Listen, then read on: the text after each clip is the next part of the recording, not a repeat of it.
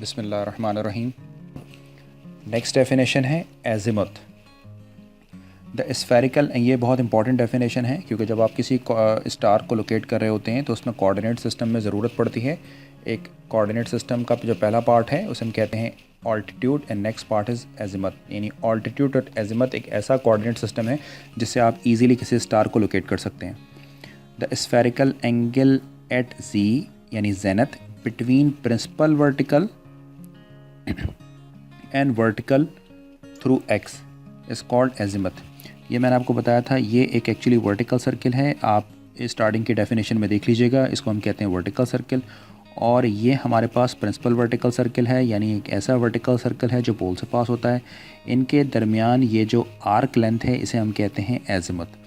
तो कोई भी फॉर एग्ज़ाम्पल स्टार है, जैसे आप इसको यूँ कर सकते हैं कि सपोज़ कीजिए कि ये है आपका होराइज़न, ये है आपका एक होराइज़न, और सपोज़ कीजिए कि यहाँ पर कोई स्टार है और फॉर एग्ज़ाम्पल ये है आपका ज़ीनत और ये है आपका पैरेलल ऑफ ऑल्टीट्यूड, और ये एक डिस्टेंस आपने यहाँ पर यानी होराइज़न पर आपने पॉइंट ए पर इसको उतार लिया है, और ये है आपका प्रिंसिपल वर्टिकल। तो ये आर्क लेंथ जो है आपकी, ये आर्क लेंथ या ये जो एंगल है, इस एंगल को हम कहते हैं एज़िमुथ। तो ये एंगल कहलाता है एज़िमुथ, यहाँ पर जैसे मेंशन किया गया है। तो एज़िमुथ जो है in astronomy, azimuth A is measured 0 to 180 degree east और 0 to 180 डिग्री वेस्ट। ये ऑब्वियस है। जो प्रिंसिपल, इसके कुछ इंपॉर्टेंट पॉइंट्स है कि प्रिंसिपल वर्टिकल सर्कल एट पर इसका एज़िमुथ 0 होता है। ये बहुत सिंपल सी बात है कि ये हमारा प्रिंसिपल वर्टिकल सर्कल है, यानी प्रिंसिपल वर्टिकल सर्कल में ये जो एज़िमुथ है ऑब्वियसली 0 के इक्वल हो जाएगा। इसी तरीके से अगर प्राइम वर्टिकल सर्कल है, यानी ऐसा वर्टिकल सर्कल जो कार्डिनल पॉइंट ईस्ट और वेस्ट से पास होता है, इस पर जो आपका एंगुलर डिस्टेंस होगा वो ऑब्वियसली 90 डिग्री ईस्ट होगा या 90 डिग्री वेस्ट होगा। इसी तरीके से एक चीज़ है जिसे हम कहते हैं ऑब्जर्वर मेरिडियन, जिसको हम थोड़ी देर बाद डिफाइन करते हैं। तो यहाँ पर जो होगा वो 180 डिग्री होता है। तो मेरा ख्याल है कि आपको ये एज़िमुथ का कॉन्सेप्ट समझ आ गया है। जी जनाब, नेक्स्ट डेफिनेशन है, the next definition is this colatitude of observer. अच्छा जी, अब जरा को-लैटिट्यूड ऑफ ऑब्जर्वर को हमें समझना होगा। पहले तो हमें ये पता होना चाहिए कि को-लैटिट्यूड क्या होता है। हम अपने टेरेस्ट्रियल स्फीयर के अंदर हम पढ़ चुके हैं को-लैटिट्यूड। एक बहुत ही माइक्रोस्कोपिक पिक्चर में बना रहा हूँ ताकि आपको को-लैटिट्यूड समझ आ जाए। सपोज़ कीजिए कि ये है आपका अर्थ, और सपोज़ कीजिए कि ये है इक्वेटर, ये है आपका इक्वेटर, और सपोज़ कीजिए कि ये पॉइंट है पी यानी पोल, यानी आप इसे पी नॉर्थ एंड साउथ कर लें। ये यानी एक ऐसी लाइन जो इसे पास करती है, इसे हम पोल कहते थे। सपोज़ कीजिए कि यहाँ पर कोई ऑब्जेक्ट है, कोई ऑब्जर्वर जिसका कोई ना कोई, तो ये जो डिस्टेंस था ये सेंटर पॉइंट है, तो ये इसका लैटिट्यूड होता था। अगर आपको पता है ये जो एंगल है, ये एंगल इसका लैटिट्यूड बताता है। और ये फॉर एग्ज़ाम्पल इसका प्राइम मेरिडियन है, तो प्राइम मेरिडियन से ये वाला जो डिस्टेंस है, ये एंगुलर डिस्टेंस, ये इसका लॉन्गिट्यूड होता है। ये इसका लॉन्गिट्यूड है और ये इसका लैटिट्यूड होता था। अब अगर ये इसका लैटिट्यूड है और हम लैटिट्यूड को नॉर्मली 5 से रिप्रेजेंट करते थे, तो ये जो होता था ये 90 - 5 हो जाता है। इसे हम कहते थे को लैटिट्यूड। दिस इज़ को लैटिट्यूड। तो बिल्कुल आप इस डायग्राम पर नोट करें कि ये फॉर एग्ज़ाम्पल अर्थ है, ये अर्थ का इक्वेटर है, यहाँ पर कोई ऑब्जेक्ट है, इसका ये वाला डिस्टेंस लैटिट्यूड है जिसे मेंशन किया हुआ है, और ये जो डिस्टेंस है ये है को लैटिट्यूड 90 - 5। अगर इसी लाइन को प्रोजेक्ट कर दें आगे एक सेलेशियल स्फीयर के अंदर प्रोजेक्ट कर दें, तो ये जो डिस्टेंस है पी और जी का, ये डिस्टेंस होता है 90 - 5। इसे हम कहते हैं को लैटिट्यूड ऑफ ऑब्जर्वर। तो को लैटिट्यूड ऑफ ऑब्जर्वर का मतलब है कि कौन सा एंगल, एंगल पी ओ जी। एंगल पी ओ जी और great circle arc P Z जो है, इसको हम कहते हैं को लैटिट्यूड ऑफ ऑब्जर्वर। तो अगर आपको को लैटिट्यूड का कॉन्सेप्ट टेरेस्ट्रियल स्फीयर में है तो ईजिली आप समझ सकते हैं। और the angle between the radius of earth which passes through the observer position, ये observer position, and earth axis of rotation, ये अर्थ एक्सिस ऑफ रोटेशन है।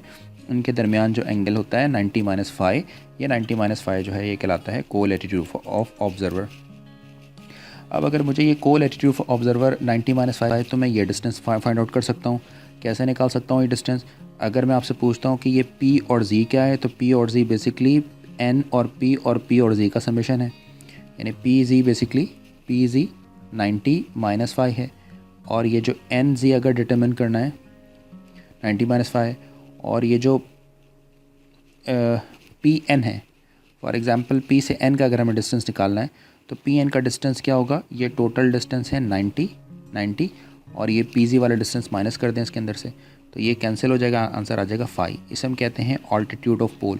ये बात नज़र आ रही है? फॉर एग्ज़ाम्पल ये पोल है और ये है होराइज़न, तो होराइज़न से पोल का ये जो स्फेरिकल डिस्टेंस है इस ये जो सर्कुलर डिस्टेंस है 5, ये बेसिकली कहलाता है ऑल्टीट्यूड ऑफ पोल। तो इसको हम कहते हैं कोल एटीट्यूड ऑफ ऑब्जर्वर। चलें एक नेक्स्ट डेफिनेशन पर चलते हैं जी। नेक्स्ट डेफिनेशन है सेलेशियल इक्वेटर। सेलेशियल इक्वेटर बिल्कुल वैसा ही होता है जैसा टेरेस्ट्रियल इक्वेटर है, यानी अगर किसी टेरेस्ट्रियल इक्वेटर को प्रोजेक्ट कर दें आप सेलेशियल स्फीयर के ऊपर तो वो सेलेशियल इक्वेटर बन जाता है। The projection of the terrestrial equator out into space is called celestial equator. Celestial equator ये जो plane RWT always perpendicular to the pole. अब ये बात बहुत कॉमन है, ये बात हमें पता है कि फॉर एग्जांपल जैसे अभी मैंने एक डायग्राम बनाई थी, सपोज़ करें कि ये अर्थ है और ये है इसका इक्वेटर, तो ये जो लाइन है ये बेसिकली इसके एक्सिस ऑफ रोटेशन है और इसी को हम कहते हैं pole. This is called north and this is called south pole. और ये बात हम नोट कर रहे हैं कि ये परपेंडिकुलर हैं एक दूसरे के, तो इसका मतलब ये है कि इक्वेटर और पोल एक दूसरे पर परपेंडिकुलर होते हैं। तो यहाँ पर भी बिल्कुल ऐसे ही है। ये है आपका सेलेशियल इक्वेटर, यानी ये जो आपका प्लेन है, कौन सा प्लेन है ये? RWT। ये जो प्लेन है ये ऑब्वियस पोल के परपेंडिकुलर होगा, तो इसको हम कहते हैं, यानी ये जो लाइन है इसे हम कहते हैं होराइज़न और ये कहलाता है आपका सेलेशियल इक्वेटर। और ऑब्वियस है कि होराइज़न और सेलेशियल इक्वेटर के अंदर कुछ एंगुलर डिस्टेंस है, वो हम बाद में डिस्कस करते हैं। और ये बात भी क्लियर हो गया कि NW यानी नॉर्थ एंड वेस्ट, यानी ये जो टोटल फासला है ये कितना होगा? 90 होगा, ऑब्वियस 90 होगा, ये भी 90, ये भी 90 और ये भी 90 होगा। तो यहाँ पर ये चीज़ मेंशन, तो इसे हम कहते हैं सेलेशियल इक्वेटर। तो सिंपली ये कि सेलेशियल इक्वेटर का मतलब है कि जो आपका टेरेस्ट्रियल इक्वेटर है उस इक्वेटर को अगर सेलेशियल स्फीयर के ऊपर प्रोजेक्ट कर दिया जाए तो आपका टेरेस्ट्रियल इक्वेटर बन जाता है। तो नेक्स्ट डेफिनेशन पर चलते हैं। ये नेक्स्ट डेफिनेशन बहुत इंपॉर्टेंट है, यानी दो डेफिनेशन बहुत इंपॉर्टेंट हैं।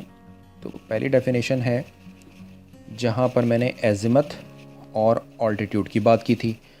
ये जब हम स्टार की लोकेशन को ट्रैक कर रहे होंगे तो उसके लिए हमें इजी होगा। और दूसरी डेफिनेशन है हमारे पास डेक्लिनेशन, और आगे चलकर हम देखेंगे आवर एंगल। तो ये तो एजिमथ एंड ऑल्टीट्यूड बेसिकली एक कोऑर्डिनेट सिस्टम है और दूसरा कोऑर्डिनेट सिस्टम है डेक्लिनेशन एंड आवर एंगल, जिसे हम आगे चलकर देखते हैं। तो जो नेक्स्ट डेफिनेशन है वो है हमारी डेक्लिनेशन। अच्छा जी, ज़रा आप समझिए कि डेक्लिनेशन क्या है।